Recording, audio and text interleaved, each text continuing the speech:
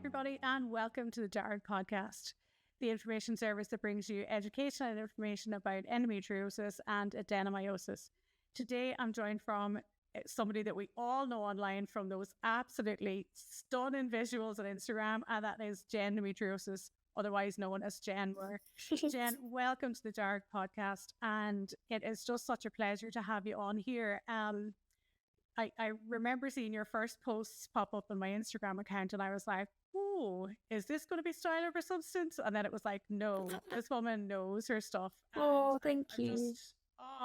Your posts have been amazing, and they're one of the ones that I can certainly refer people to safely in the knowledge that I know your information is well researched and accurate. So thank you so much. That means so much to me, honestly. Look, honestly, like it's, you know yourself in this world of misinformation, and especially as we're in the month of March as well too, it's hard to get good sources. But Jen, tell us a wee bit more about yourself and how you sort of got to this point. Wow, that is a question and a half. So hi everyone, my name is Jen and I live in Cambridge, but I am originally from Wales. And I have endometriosis, and until my hysterectomy last year, I also had adenomyosis and fibroids as well. I am now an endometriosis and adenomyosis.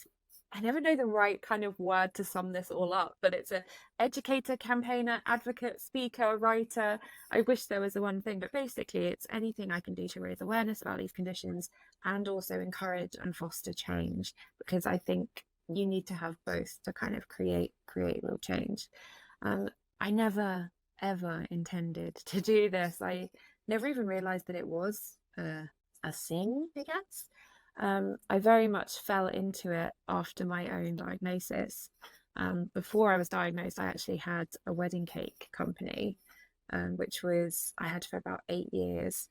And I absolutely adored it. We did some incredible things. We baked cakes that went on to be eaten by like King Charles, Stephen Fry, Oprah. We flew cakes to New York. We took a wedding cake out to Dublin. We did some amazing things. But I think sometimes people think of baking as like this 1950s style lady in the kitchen with her pinny and her heels. But it is hard, long work. It's, sometimes 14-hour days on your feet, carrying like 25 kilogram sacks of sugar. It is hard work. And unfortunately, my pain and my other symptoms, they just got in the way. We talk a lot about sort of endo at work, for example, and having to call in sick, but that just is not an option. Especially when it comes to weddings, you can't call up and sort of not attend somebody's wedding. So you'd have to kind of plaster on a smile and attend. These are people's big days, aren't they? They don't want to see a supplier there huddled over in the corner and rushing to the bathroom to be sick. So, and it just became completely unsustainable for me to carry on doing that, unfortunately. So I made the decision about 3 years ago this month, to close the business. Because my symptoms were just getting so bad at that point as well. They started when I was 11, but I was put on the pill very, very quickly, as a lot of us are. And I ended up staying on that pill for 20 years, I think it was. And there was no kind of further investigation. And every time I would go during that period, it was the same old story we've all heard. This is normal. What makes you special? Half the population deals with this, so why can't you? All these kind of things. But when I decided to come off the pill, which sort of coincided at the same sort of time as closing my business, is when things escalated very, very rapidly. And I would say within 2 to 3 cycles, it was very clear that something quite serious was happening, because it went from being a devastating period once a month, or however often it would come, to pretty much every single day of the month. I would be doubled over, crawling from the bed to the bathroom. I would be vomiting from pain, passing out from blood loss. My legs were in so much pain they would just give way, so I ended up using a walking stick. It just got very bad very, very quickly. And I thankfully managed eventually to find an answer, which was that I had these conditions. And during that time, I was kind of going a bit stir crazy, to be honest. I'd gone from running my own business for 8, 9 years to doing nothing. So I thought, well, there must be something on Instagram. I used to love doing my Instagram account with my business. So I set one up as just a visual diary, to be honest, and to share my experience and give my husband a break because he must have been sick of me talking about this all the time. And I couldn't believe the community that I found. I think Endo's so clever, isn't it? And I don't know, they make you feel like you're the only one and that nobody else could possibly understand what you're going through. And I could not believe the community that so quickly bubbled up when I started posting, that not only knew exactly what I was going through, but shared the story as well. It was so bizarre to me because you don't know, do you? You look around you and you see all these people and you have no idea what they're going through. And so to suddenly hear all these stories and what everyone was going through, it started something in me that this isn't a tiny problem, actually. This is a big, big issue. And my mum had endometriosis as well. Unfortunately, she was of the generation where hysterectomy was the answer. So she had a hysterectomy for her endometriosis. At the time, that was what they obviously believed would cure it. But it shocked us both how little had changed between the two generations. And so it just started something in me that I wanted to do a little bit more than just share my experience. I wanted to actually try and do something about it. And that's what I tried to do with my account. I tried to not just add to the noise, but to provide a safe space to validate people's experiences and to allow them to share their experience, because I think that is so important, but also to create some institutional change and a way to kind of drive the narrative forward for future generations as well. So yeah, that's it sounds very long, but I promise that's the shortened version of how I got to doing this. It's amazing, isn't it, that once you do find the community and find some of the great people within it, that things just click into place. And I think we're very lucky in the sense that, you know, worldwide we're connected to some absolutely brilliant people and people who are making a change in their own countries. And then as well we're able to use that cross-border sort of thing where we're able to say, look, you know, we could use posts from the UK, we could use posts from Australia, we can use posts from Romania. No matter where it is in the world, we're all going through the same thing. And I think, you know, that shared experience is probably quite common in a lot of chronic illnesses. But I think with endometriosis and adenomyosis, because of the amount of gaslighting and the amount of, you know, basically abuse of patients that goes on, that when you do get that validation, and be it from somebody on social media, it's absolutely huge. Can I just take you back there about your being on the pill for so long? And this is something that we get, you know, quite a lot of questions about. We hear a lot of people sort of, you know, very similar experiences. So during that time, did you find that your symptoms were helped enough that, you know, you were able to continue, or did you find that this was all that was on offer for you, like from your GP and your gynecologist? So it's a really good question. Really good question. I don't know what it would have been like without being on the pill. I was put on it so quickly and told, you know, she just has really painful, heavy periods. This will sort of straighten them out. So I don't know what it would have been like without it. But what I do know is that every month my period would still floor me. I was losing so much blood. I was flooding through clothing. I was doubling up on protection. I was so sick. I couldn't concentrate. It was awful. And yet every time I would go to a GP across the whole 20 years, not just as a teen, it was the same story. It was, well, you're already on the pill. That's the best we've got for you. never once was I referred to a gynecologist until I went privately in my 30s. Never once was I sort of referred to try and find the source of all these symptoms. And that's, I think, what's getting so confused, especially with the younger generations, is these are symptoms. Painful periods are a symptom. Heavy bleeding is a symptom. And yet I was very much treated, and I know so many others are, that those are the diagnoses. You know, you're kind of told, oh, well, you have heavy bleeding, and off you go. You know, there's no sort of curiosity as to why, what is causing this, what can we do to help.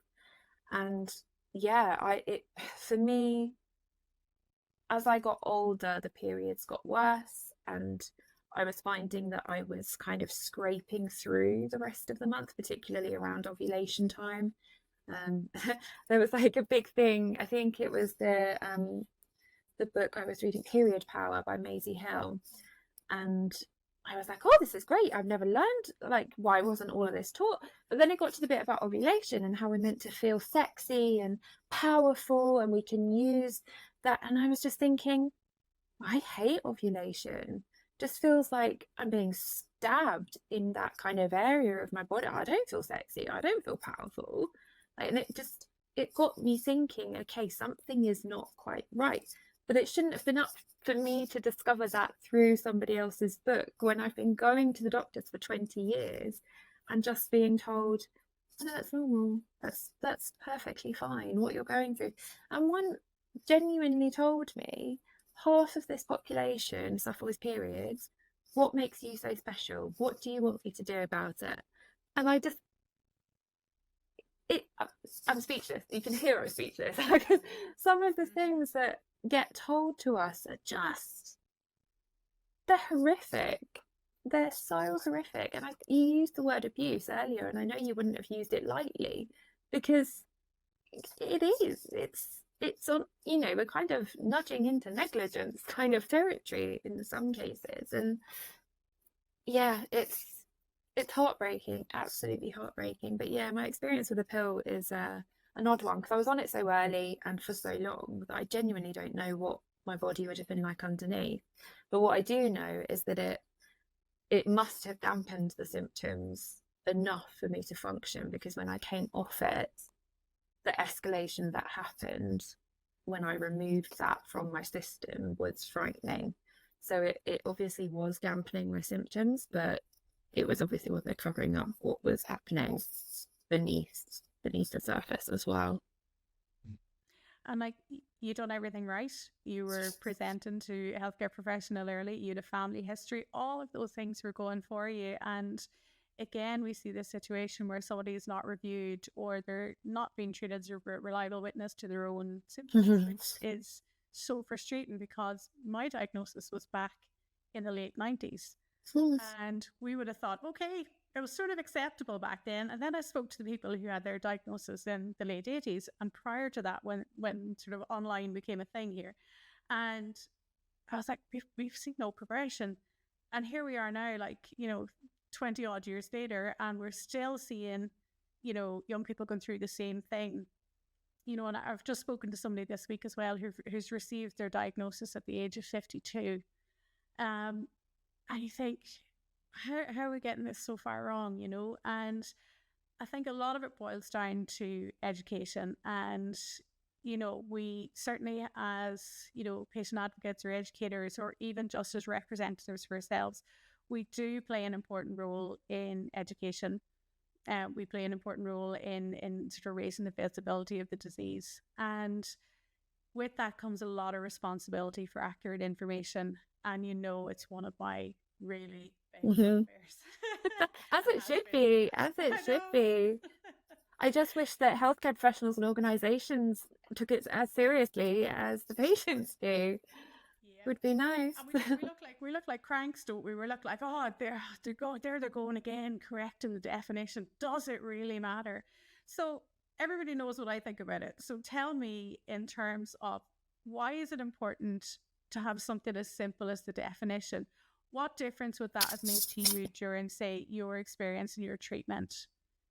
Had the assumed definition be which is obviously what was in clinician Mhm. at the time. So I do a lot of talks and presentations to various people, and I did one to future clinicians at the University of Cambridge Clinical School just this Saturday, and I had a slide and it had my sort of journey and sort of the key points with my sort of healthcare journey along there, and I said to them, it's really clear how at pretty much every single milestone on that journey that it could have gone so many different ways.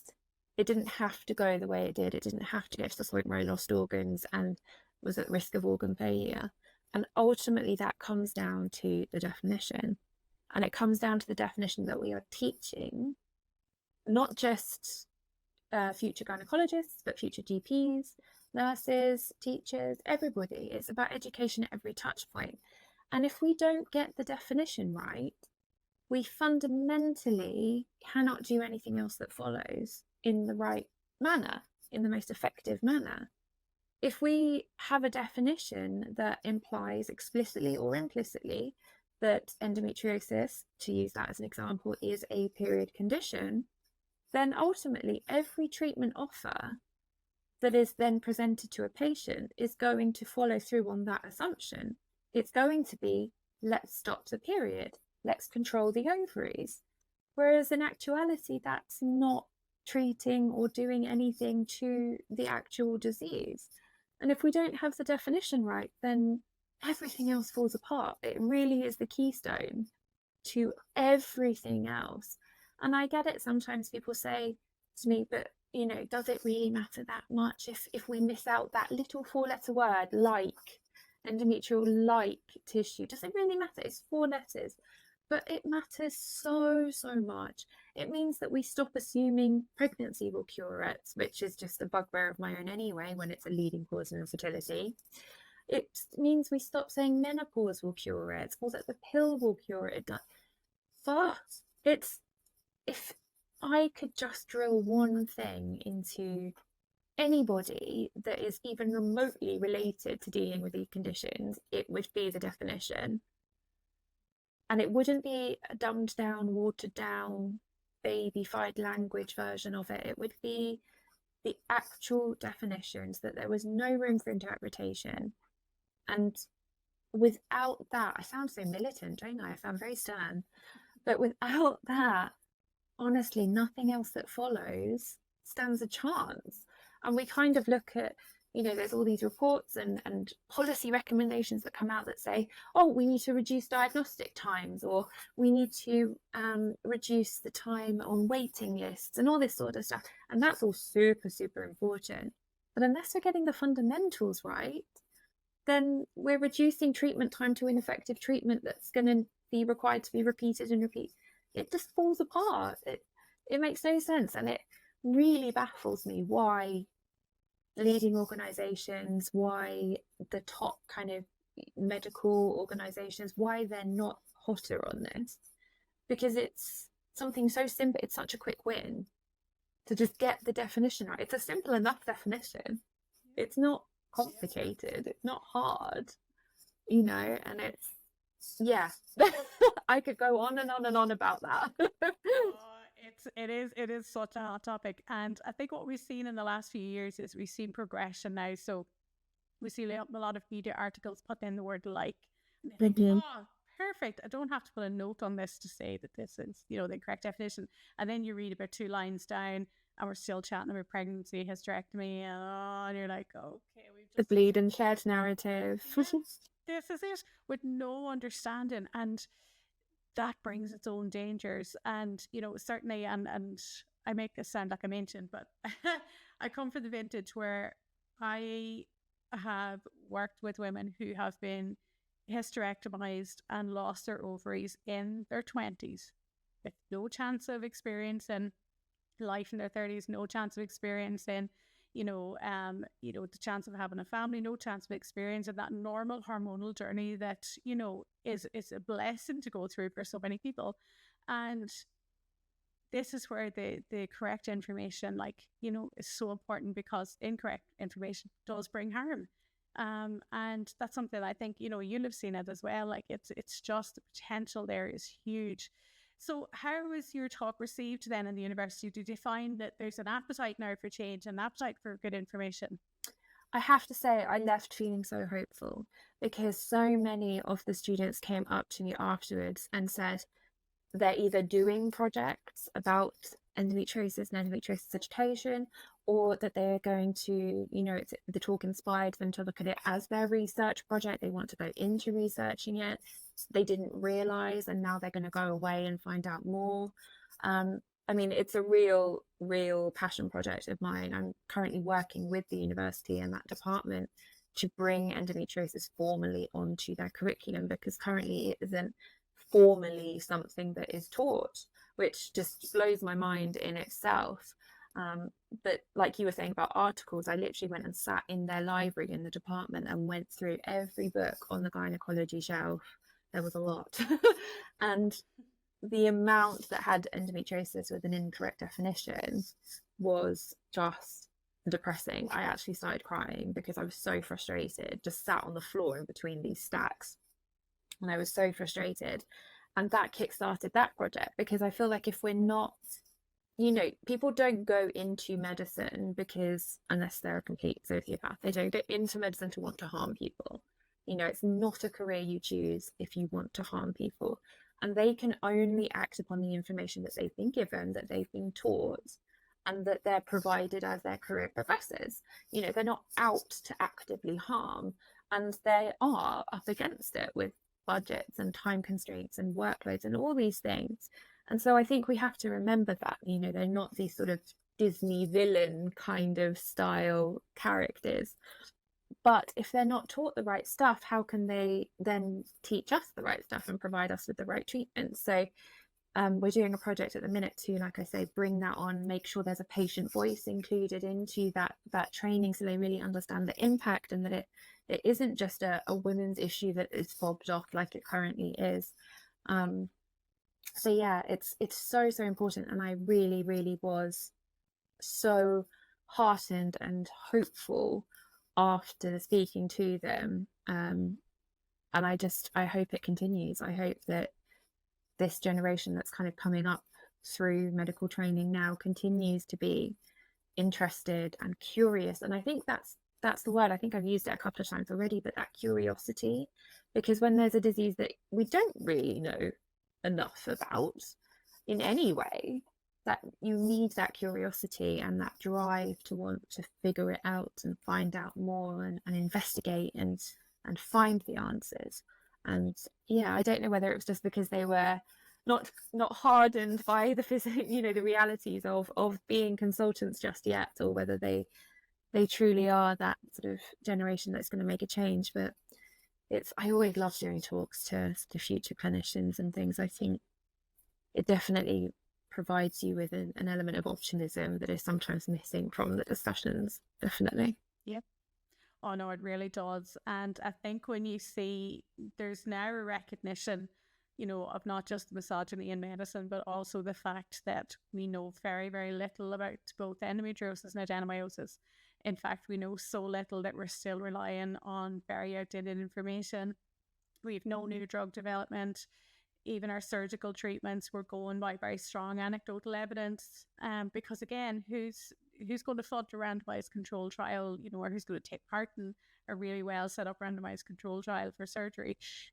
Very few people, because we all want to live our lives. We all want to access the best treatment for us, because it is such a debilitating disease.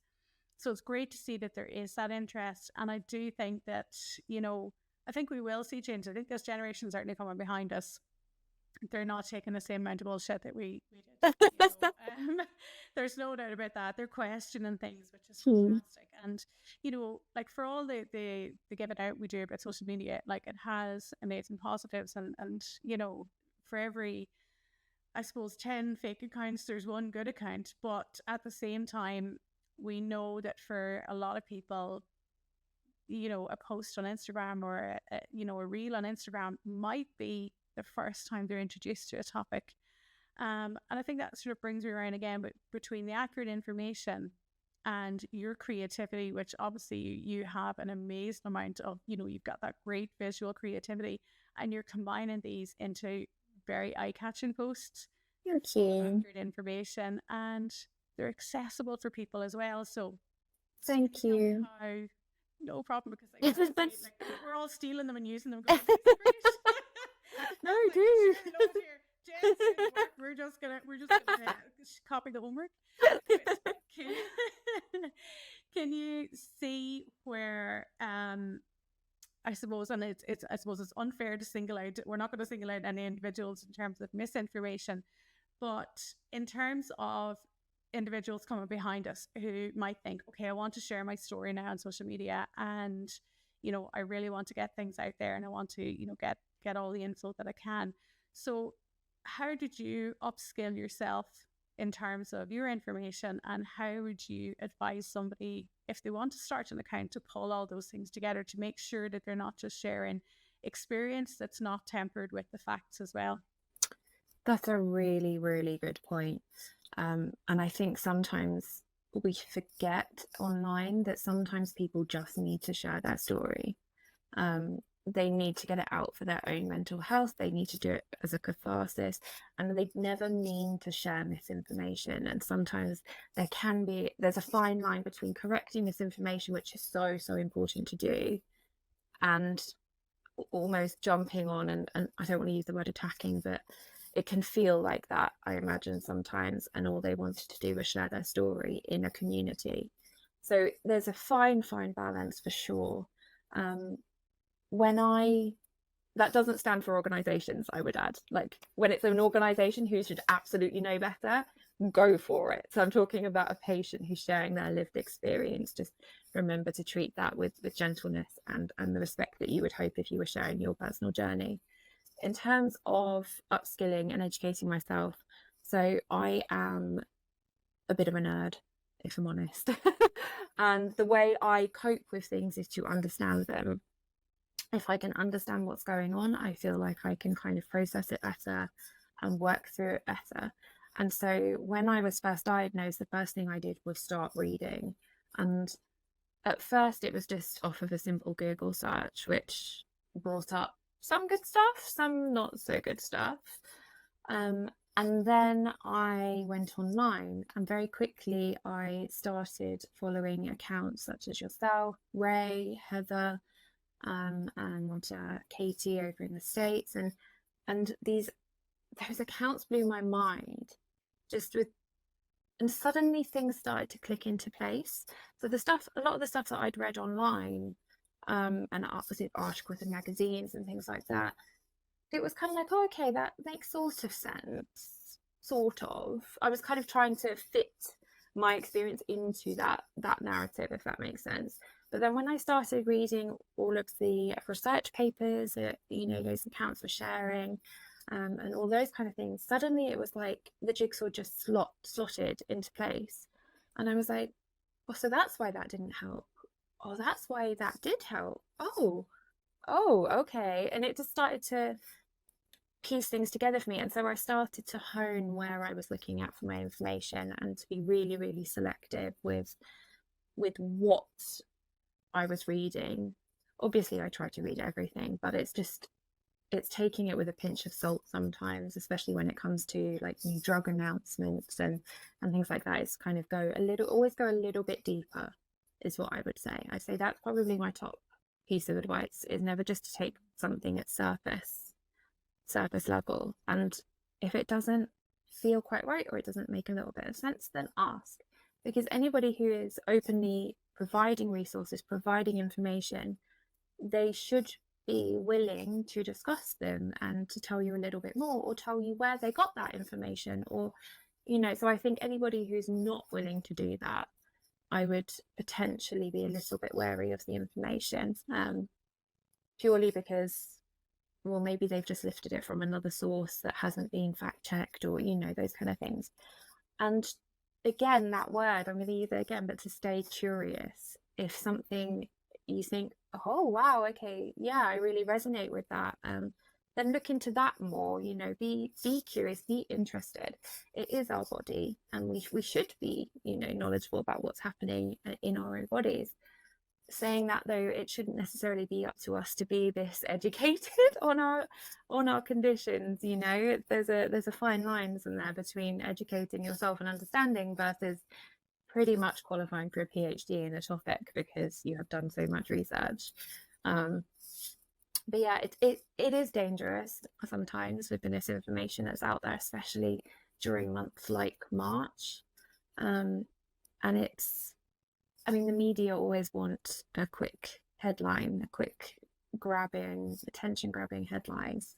And the same goes for social media. You know, the caption, the hook that draws you in. It wants something that's going to capture your attention, and it isn't necessarily all of the heavier, let's face it, slightly more boring bump underneath that actually goes into the detail. It's like the terms and conditions, or there's the leaflet sheet with the medication, isn't it? But nobody wants that. They just want the headline that's on the box. So yeah, I would say stay curious, ask questions, and think, you know, does this actually make sense to me with my experience? And it's remembering that there's a difference between experience and evidence as well. That's a big one that I found. So it's okay if your experience doesn't quite match what somebody else is saying. This disease is so individualized, and your experience is yours, and that is nobody else's. Nobody can tell you that you didn't have that experience, or that experience was wrong, or if that helps you, nobody can tell you that doesn't help you actually, you know. So it's keeping in mind that your experience is your own, but the good quality evidence is there, and this is what, you know, we are basing our recommendations and what we would like to see drive forward. But yeah, it's a tricky topic for sure. It is, and I think collectively we could probably form the biggest university with the I think so. On this, because I think we should. The knowledge is huge. It really is. And yeah, when you're 3 a.m. rocking over and back, sometimes just rereading that paper that's been published on whatever it is on endometriosis can just be the thing to get you to sleep. But, yeah, but like, I think, you know, yeah, I think we look at the use of use of social media, like the web has been so important in showing the patient voice. You know, we started off with the American Association, and it was pen pals, and it was writing to each other, and then it was, you know, we had very, very crude forums and listservs and email lists and things like that, and then we transitioned into the social media side, and that has exploded because with self-publishing, anybody can have a blog, anybody can have a social media account and get their voice out there. But you've collectively put together a project under They Said What, and this fascinates me because to see what people have been told over the years, and I think I've heard everything, like I'm 25 years at this, I think I've heard it all, and then I look at some of the things and you're like, what? You know, so tell us a little bit more about that and how people can actually submit their stories as well. Sure. So They Said What is a project that is documenting and amplifying our experiences of medical gaslighting and dismissal across women's healthcare. So whether it's endometriosis, adenomyosis, fibroids, PCOS, menopause, pregnancy, just any aspect of our healthcare, because it isn't just something that's confined to those conditions. It was sparked by my own experience, as many kind of advocacy projects are. And the straw that broke the camel's back was when I was in a meeting about a hysterectomy with a gynecologist, not the one who performed it, thankfully. And he looked at me and he said, I have 3 children. Maybe the fact that you don't have any will balance out the environmental impact of mine. And it's taken me it's taken me about a year to fully process that comment and the fact that they had the audacity to say that to somebody. And I sort of toyed with so many things, like, what should I do with this? You know, should I go to pals? Should I take it to a media outlet? Should I, you know, what should I do with that? Because I refuse to internalize it. After all the things that I have been told and gaslit with and dismissed with and even mocked with, that one, I refuse to internalize it. And I decided, like I did with my Instagram stuff, like it's actually bigger than me. It's far bigger than me.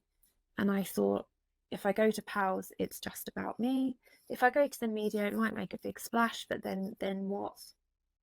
And so I thought, right, let's collect them. Let's collect them all, as many as we can, from as many ages as we can, and from as many sections of society as we can. Let's collect as many as we possibly can. And let's actually highlight how big of an issue this is. Because every time I talk about this, my inbox melts with how many submissions and people messaging me being like, oh my God, I thought this was just me, or like, I've been told this, I've been told that. And some of them you laugh at because they are so absurd. And they're not funny, but they're so absurd that all you do is laugh. So one person was told by a GP, maybe your pain is from a past life. And you kind of, and you don't know what to do with that other than laugh a little bit. But other ones, you know, have been told your husband must be a saint because not many men would put up with all of this. Or if you were a dog or a horse or a pet, because this isn't only once this has happened, if you were a dog, we'd have probably put you down by now. Yeah. Like, there are so many. And I sort of soft launched the project over the weekend, and already the amount of submissions, I'm so humbled and so angry and heartbroken. It's such a mix of emotions at those submissions. Well, not at the submissions, at the people that said what's in the submissions.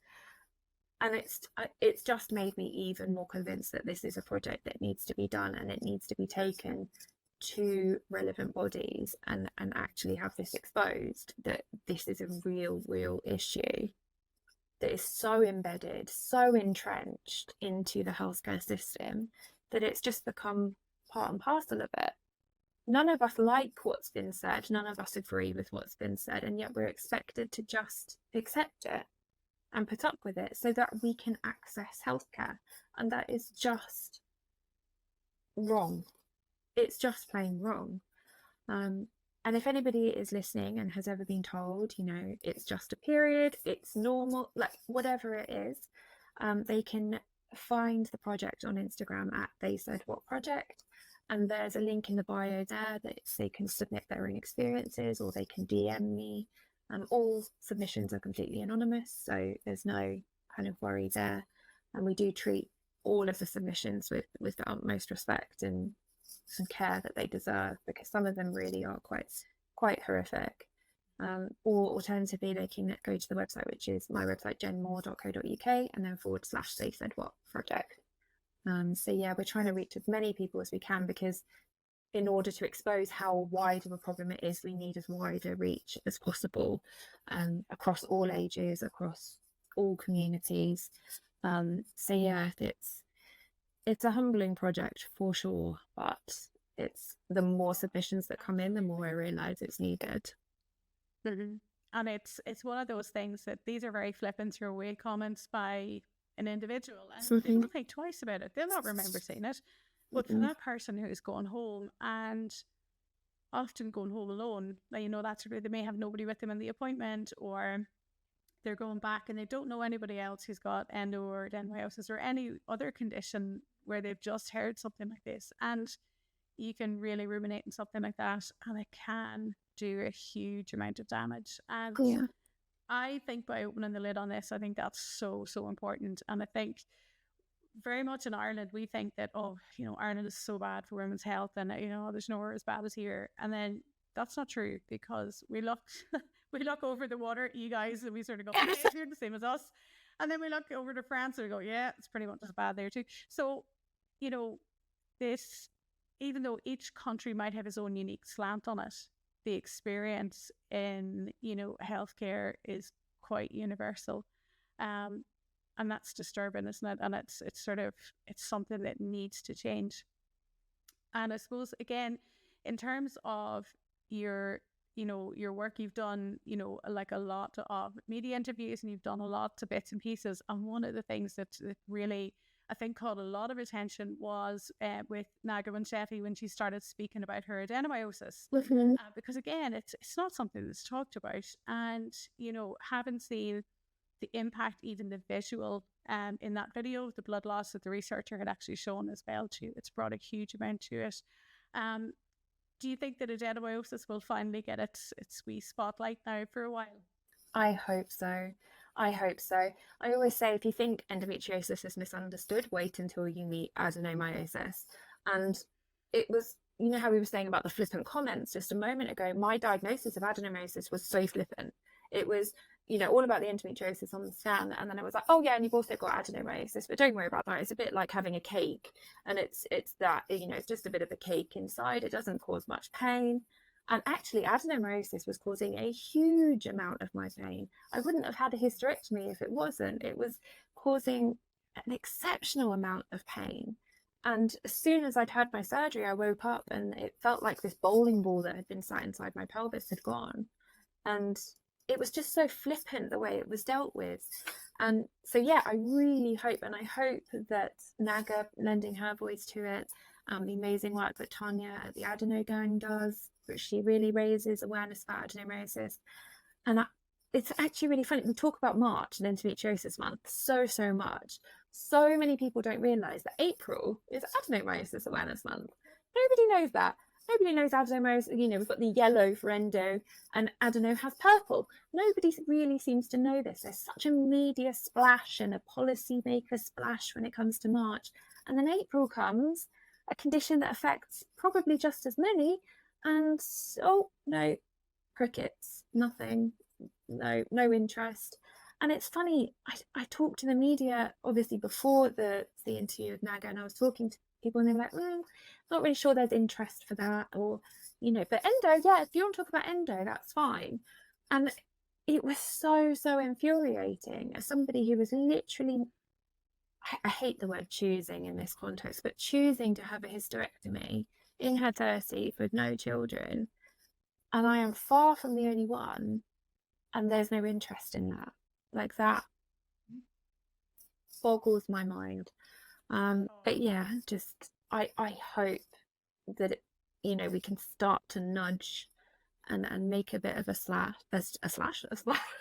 We can make a bit of a splash in April, and try and get those wheels turning, because they are slow moving wheels. But momentum is something that builds, so we need to start somewhere. But yeah, I hope so. Oh, it really does need it. And I think the slow progress we've made in endometriosis, we're starting to see returns on that. But the adenomyosis side, I think too, because it was seen for so long as only a disease that affected those who had been pregnant at some stage, whether they delivered or not, or it was seen as like an older woman's thing. And sure, look, once you had a hysterectomy, chuck that uterus in the bin. Sure, what would be wrong with you otherwise? And I think it was that disposable sort of culture. It was like, nah, you know, take it out, it'll be grand. Yeah. It was treated like that with mine. I was very much told, the surgeon said to me, oh yeah, because they hadn't listed it. I went privately, so they hadn't listed the hysterectomy part on the surgery breakdown. And I sort of questioned it, and they were like, oh sure, yeah, we can add that. And it's literally just 3 snips, 20 minutes at the end if you want to do that. You know, they charged me $6,000 for the privilege. But I'm kind of thinking, that's my organ that you were talking about. That's my whole reproductive system. That's my fertility. Can we just have a little bit more respect for the choice that I'm being forced to make? It isn't just 3 snips and 20 minutes to me. It's an agonizing decision over my entire future. It's 3 snips and 20 minutes. It's apparently what it boils down to. Which is madness, because the amount of changes that it makes in a person's life is huge. And, you know, I spoke to an older woman a number of years back who was scheduled for a hysterectomy, and she was like, oh, they're going changing the Hoover bag, except this time there's none left to put back in. And I thought, oh, that's just like, that's the weirdest analogy. And she's like, no, you think about it. It's been in there collecting dust and rubbish for the last few years. It's time for it to go. And I was like, yeah, it's just, we have this weird relationship with the uterus, don't we? That we sort of think, in your teens and 20s, it's like, ooh, forbidden zone there, like put barriers up to it, don't let anything in. And then your sort of 30s and 40s, you're like, oh, hang on, we might need it. And yeah, surgery can be dismissed as being very straightforward. And for anybody who is listening who hasn't experienced a hysterectomy, it is quite significant surgery. And there are long-term implications for that as well, too. So in terms of, whether you have your cervix and your tubes remain, or whether, like vaginal length is lost, it can lead to premature ovarian insufficiency as well too, because you've got reduced blood flow. So it's quite a complex thing and should be really consented. Absolutely. So tell me a wee bit now, since your surgery, how have you been feeling? And, has things changed quite a lot for you? So I'm going to be completely transparent. I have not had a pain-free day since my surgery. There was over 20 years of damage inside, and these diseases, you can't just cut it out and then, oh, well, everything around it's better. They invade tissues, muscles, organs. They do so much damage, and I'm currently in the stage of unpicking all of those kind of other pelvic pain generators apart and trying to figure out those. And so it's been, I think we go into surgery sometimes with this magic hope that it's like a magic wand and we will suddenly be pain-free and have our lives to do whatever we please. And I know for some people they do wake up, have no symptoms and they can be amazing, but that just wasn't the case for me, and I know it's not the case for everybody. And I wish sometimes that was explained a little bit before surgery too, that there are these other pelvic pain generators. Don't be alarmed if you're still in pain. We can work through those. And so that's where I'm with that. The adenomyosis, though, I do not regret my hysterectomy one bit. I would do it again in a heartbeat, but I also did not anticipate how emotional I would feel after it. So my husband and I have never been like, yes, we want children. And I think when we talk about the sort of fertility side of endo, we're very much split into two camps. There's either the people that know they don't want children, and so they're kind of like, just get rid of it. I don't want it. I definitely will never use it. And then there's the people that are desperate for a family, that will do anything. That's their heart's desire. That's their future. That's all they can see for their future. We were in neither of those camps. We were very much in this kind of fluid middle section where we would float sort of between the two, and we were kind of more to the side of, no, I don't think we do, but maybe one day, maybe it's just not right now. And I never quite understood the power and the value of that choice, of being able to choose to change my mind. And I haven't changed my mind. I don't want children still, but there's something about that choice that being removed is quite a complex thing to wrap your brain around, especially as a woman in, I've grown up very fortunately. I have always had choice. I've always been able to decide what I would like to do with my life and my body, or as much as Endo would allow me to. But suddenly this choice, this massive choice, which, society has kind of drilled into us is the biggest choice that we make, because apparently that's what we're, our function. But that's a whole other question. Suddenly that was gone. And it was very emotional for me. And it was kind of heightened by the fact that my sister-in-law, who I adore, she basically conceived the day of my hysterectomy, pretty much to the day. And we're very, very close, like in terms of relationship and geographically. So I saw her pretty much throughout the entire pregnancy. And it was just this visceral reminder of the choice that I had made. And I adore her. I adore my niece Millie as well. Like, she's just so scrumptious. But it's still hard. And the first day that I met her, she was 36 hours old, and I was holding her, and I kind of kept it together. But I got back into the car and I let out a cry that I have never, ever cried in my life. It was like something primal. It was bizarre almost. I didn't even really understand what was happening. It just came out of nowhere. And my husband, bless him, he drove us to the supermarket and bought me a box of Krispy Kreme donuts. And he was like, I think you need these for the drive home. Like, otherwise I'm not sure we're going to make it. Because I was literally just screaming. I was just, it was so strange. But at the same time, I did not regret my decision. I did not regret my choice. I would do it again tomorrow. So it was this really, really strange sort of a mix of conflicting emotions, and I don't think that's talked about a lot. The sort of the journey of a hysterectomy and the physical changes, but also the emotions that go with that. So yeah, the surgeons before my surgery, they were very much like keen to impress on me the 1 in 4 statistic. They say, 1 in 4 women who have a hysterectomy later regret it. And at the time I was like, okay, great, but that means 3 in 4 don't, so let's go. But and I still don't regret it, but there's more to it than that 1 and that 3.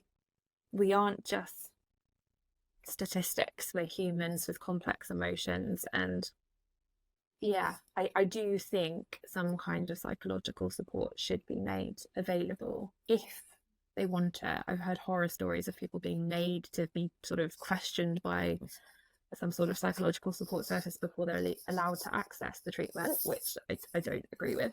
But I do think it should be made available if you feel like it would help, because it is, like you said, a huge decision. It's massive, and it frees so many people from the pain from adenomyosis. Because, like yourself, it was a huge driver pain for me, and certainly would not have changed my mind on that. But yeah, I think the support for that is so important. And we're biological, we're driven by our DNA.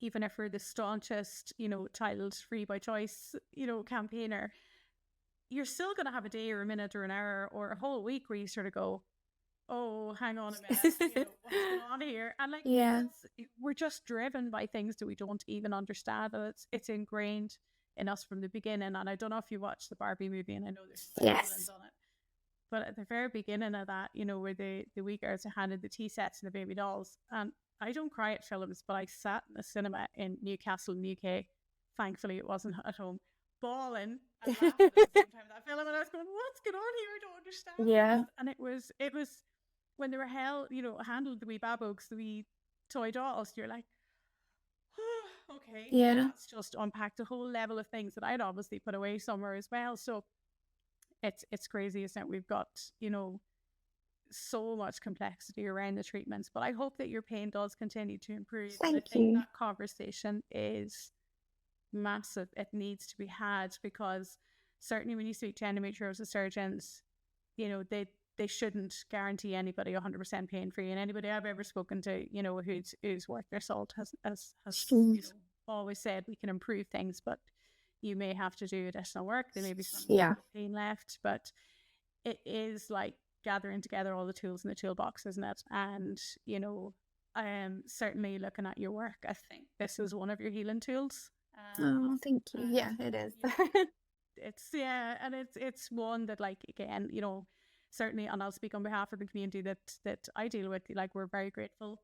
Oh, thank you. That you've chosen to do that. So thank you so much. Oh, thank you. And Jen, what I'll do is I will pop all the information in the show notes, where people can find you, and where they can take part in the They Said What project as well too, and to follow you for brilliant information.